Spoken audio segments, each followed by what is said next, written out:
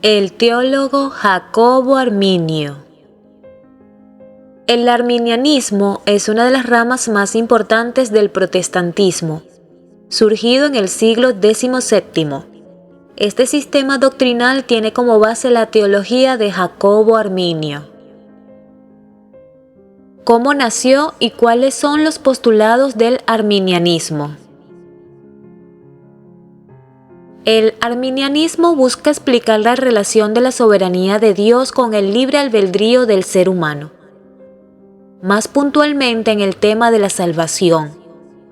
Mientras que el calvinismo enfatiza la soberanía de Dios, este sistema doctrinal enfatiza la responsabilidad del hombre.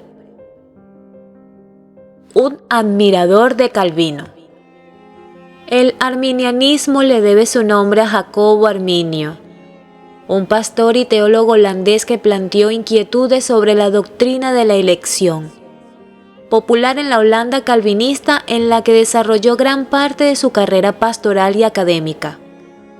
Arminio fue un convencido reformado durante toda su vida y aunque planteó dudas sobre algunos puntos del calvinismo, nunca vio a sus hermanos calvinistas, ni a la Iglesia reformada holandesa como una enemiga.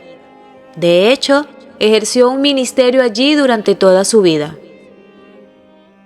A nivel teológico, Arminio estaba muy cerca del luteranismo, como la gran mayoría de los reformados de su tiempo antes del Sínodo de Dort. Es común que Arminio elogie y muestre admiración por Juan Calvino en muchos de sus escritos. Cuando Arminio concluyó sus estudios teológicos y definió su carrera académica, era un creyente en la predestinación. Sin embargo, cuando se propuso defender al calvinismo de las acusaciones de Dirk Corne, un humanista y antidogmático holandés, Arminio comenzó a tener dudas sobre el calvinismo debido a una investigación de las enseñanzas de la patrística. A pesar de sus diferencias con el calvinismo, Arminio fue aceptado en la Universidad de Leiden, a donde fue a ocupar un cargo como profesor. Estando allí conoció a Francisco Gomaro, otro profesor de la universidad.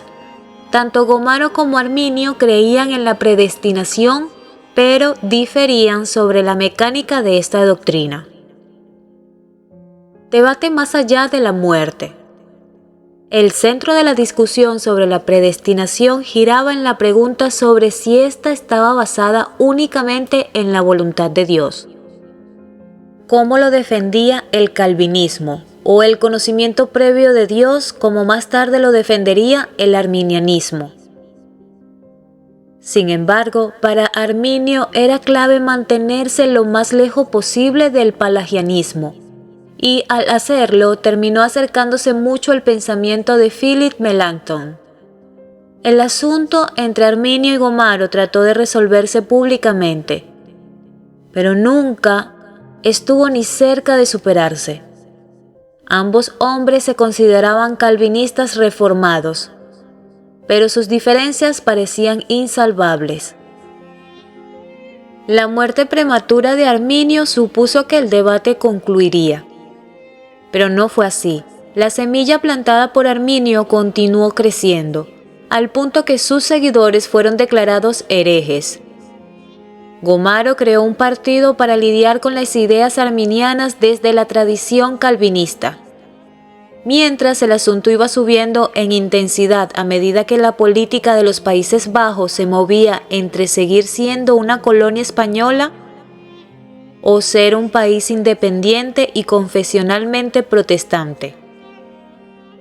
Como respuesta a Gomaro, Johann Ball, en 1547 a 1619, junto con aproximadamente 46 líderes arminianos, emitieron en 1610 un documento llamado Remonstrance, en el que incluían los 5 puntos de los arminianos. La situación escaló hasta el mismísimo rey Mauricio de Orange, que tuvo que convocar a un sínodo para que resolviera la cuestión. El Sínodo de Dort se llevó a cabo entre 1618 y 1619. A la reunión fueron convocados representantes reformados de al menos 4 naciones. Los arminianos fueron rotundamente rechazados y expulsados al menos 3 meses antes de que se presentaran las conclusiones del sínodo. En varios aspectos, los arminianos fueron caricaturizados como pelagianos o universalistas. Muchos de ellos fueron encarcelados e incluso algunos fueron condenados a muerte. Sin embargo, una vez muerto el rey Mauricio, las medidas se relajaron y una década después los arminianos fueron tolerados de nuevo. Su expansión. El Sínodo de Dort es fundamental para comprender al arminianismo.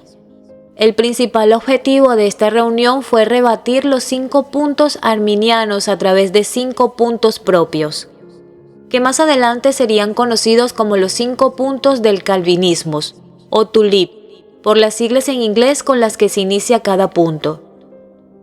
Aunque el Sínodo de Dort se esforzó por desmarcarse de los arminianos y considerarlos como no reformados, algunos consideran que esto fue un error, ya que en realidad los arminianos eran una especie de calvinistas modificados, en lugar de calvinistas clásicos o estrictos. Luego del Sínodo de Dort, el arminianismo se expandió fuera de las fronteras de los Países Bajos y se hizo particularmente influyente en Inglaterra gracias a John Hales y Thomas Goad, delegados ingleses en el Sínodo de Dort. Posteriormente, el hugonote Daniel Tilenus, quien se exiliaría en Inglaterra, también sería una figura clave del arminianismo.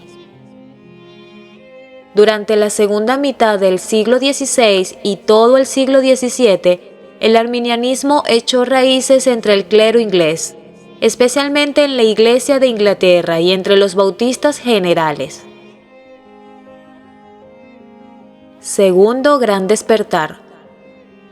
Una de las figuras clave en el desarrollo del arminianismo fue John Wesley, quien tuvo contacto en sus primeros años con el arminianismo gracias a sus padres Samuel Wesley. El padre de John leía a autores arminianos como Hugo Grocio, un refugiado arminiano holandés del tiempo de Dort. Wesley sufrió periodos de mucha controversia por defender sus postulados arminianos frente a sus compañeros de ministerio de tendencia calvinista. Una de las diferencias más famosas fue la que surgió con su amigo y compañero metodista George Whitefield, quien era un calvinista convencido. Wesley fue bastante claro en decir que su diferencia más grande con los calvinistas era el asunto de la predestinación, aunque también tenía algunas diferencias con sus contrapartes reformadas. Algunas de ellas fueron la definición de la justificación imputada y la extensión de la santificación, si es total o parcial en esta vida. Sin embargo, Wesley nunca difirió en la doctrina de la depravación total ni en la dependencia total de la gracia de Dios por la salvación.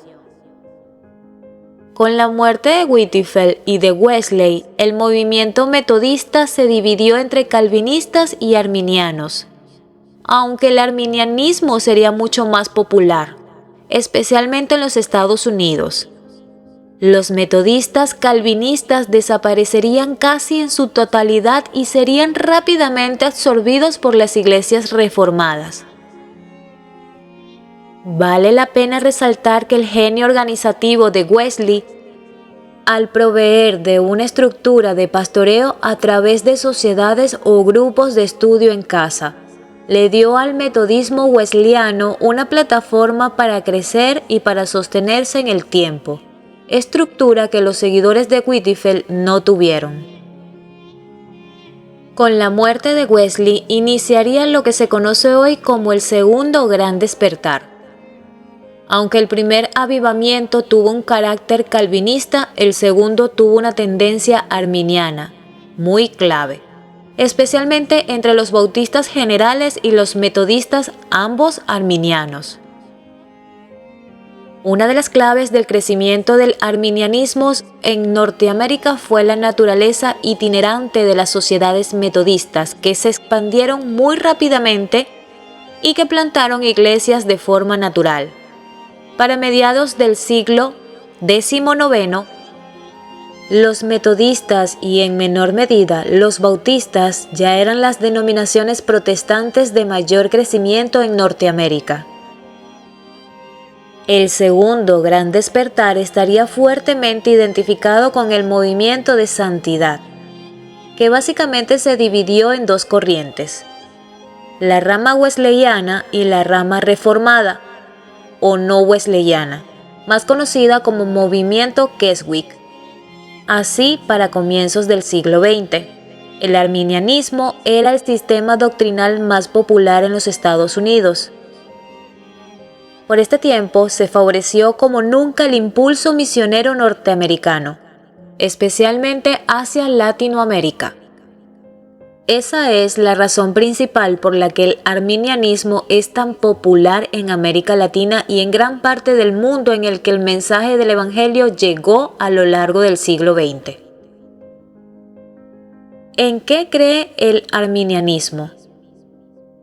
Antes de entrar en detalle debemos hacer una aclaración. Esto para tratar de lidiar con la escasa información sobre lo que significa ser arminiano y la gran distancia que tiene este con el pelagianismo y el semipelagianismo. El pastor Shugel Michelin dice: es importante señalar que el arminianismo no debe ser confundido con el semipelagianismo, que abunda en tantas iglesias en el día de hoy. El semipelagianismo enseña que el hombre es capaz de iniciar su propia salvación, aunque no puede completarla por sí mismo. El arminianismo, en cambio, nos dice que el hombre no puede dar el paso inicial hacia la salvación, a menos que sea capacitado primero por la gracia irresistible de Dios. Pero el paso final es una decisión de la voluntad humana en la que Dios no interviene. Como Dios es omnisciente, Él predestinó a todos aquellos que Él sabía de antemano que iban a dar ese paso y creer. Estos son los puntos originales que los arminianos presentaron a los estados de Holanda en un memorial de protesta. Número 1. Dios elige o reprueba sobre la base de la fe y perseverancia o incredulidad que Él prevé. Número 2. Cristo murió por todos los hombres y por cada hombre, aunque solo los creyentes son salvados. Número 3. El hombre está tan depravado que la gracia divina es necesaria para la fe o para cualquier otra buena obra. Número 4. Esta obra previa de la gracia puede ser resistida. Y número 5. En lo tocante a si una persona en verdad regenerada ciertamente persevera en la fe, es necesario un mayor estudio. Más adelante, este último artículo ha sido ajustado para enseñar definitivamente que un creyente verdaderamente regenerado podía perder su fe y con ella su salvación. Aunque esta fue la declaración original de los primeros arminianos, a través de la historia muchos de ellos han presentado posiciones alternas a estos puntos y otros de ellos confirman algunos puntos y rechazan otros.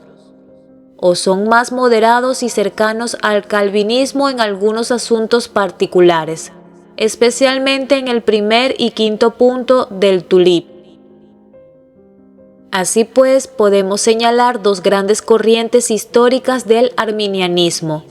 La primera, un arminianismo reformado muy cercano al pensamiento original de Jacobo Arminio, más parecido al pensamiento arminiano de los tiempos del Sínodo de Dort, confesado principalmente por los bautistas generales, menonitas y otros grupos no wesleyanos, como algunas denominaciones o grupos pentecostales de obra consumada.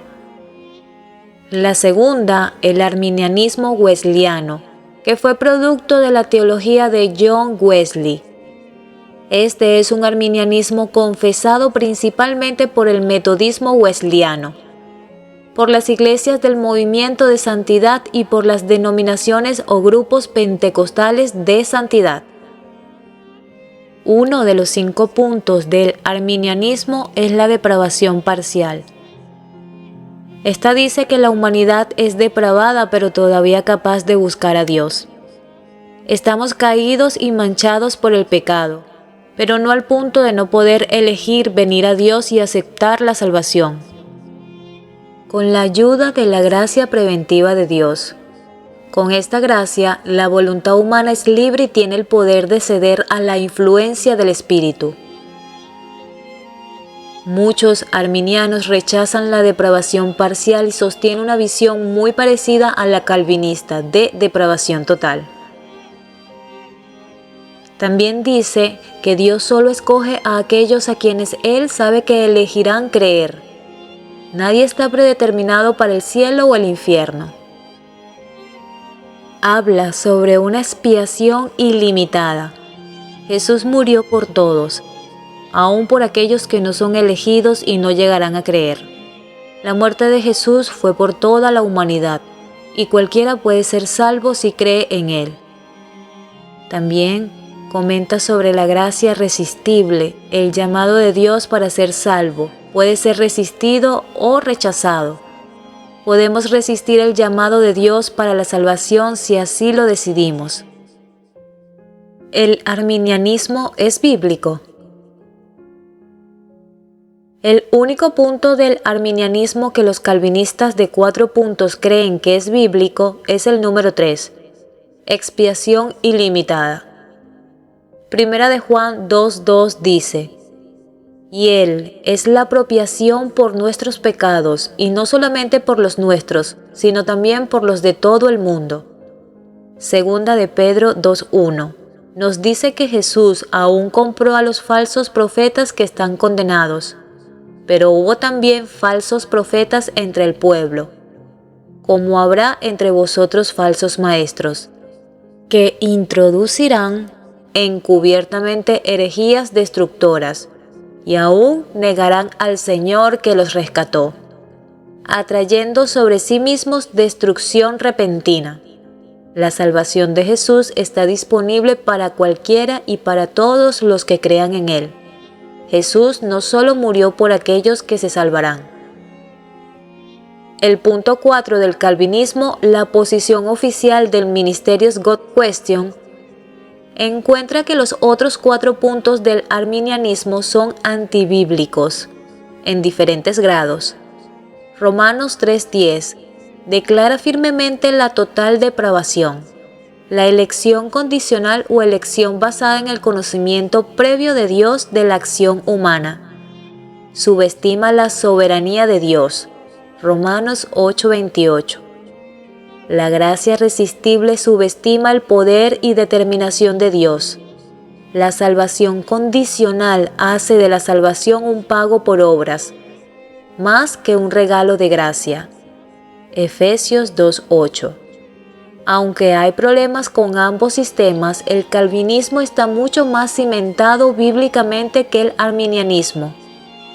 Sin embargo, ambos sistemas fallan en explicar adecuadamente la relación entre la soberanía de Dios y el libre albedrío de la humanidad, debido al hecho de que es imposible para la mente de un humano finito discernir un concepto que solamente Dios puede entender plenamente. En un artículo reciente indica que es un mito popular que el calvinismo y el arminianismo sean totalmente opuestos. Algunos eruditos llegan a la conclusión de que el problema es que lo que muchos conocen es una tergiversación del arminianismo. Es su gracia la que vence esa incredulidad inherente en el hombre y la mujer no regenerados. Creemos que por la culpa y la maldad de los hombres y en parte a la justa venganza de Dios, que abandona, ciega y endurece a los pecadores. Todo el género humano está bajo maldición y bajo la esclavitud del pecado. Es su gracia la que nos libera para creer. Es su gracia la que venció nuestra resistencia natural. Es por su gracia que hoy somos salvos por medio de la fe.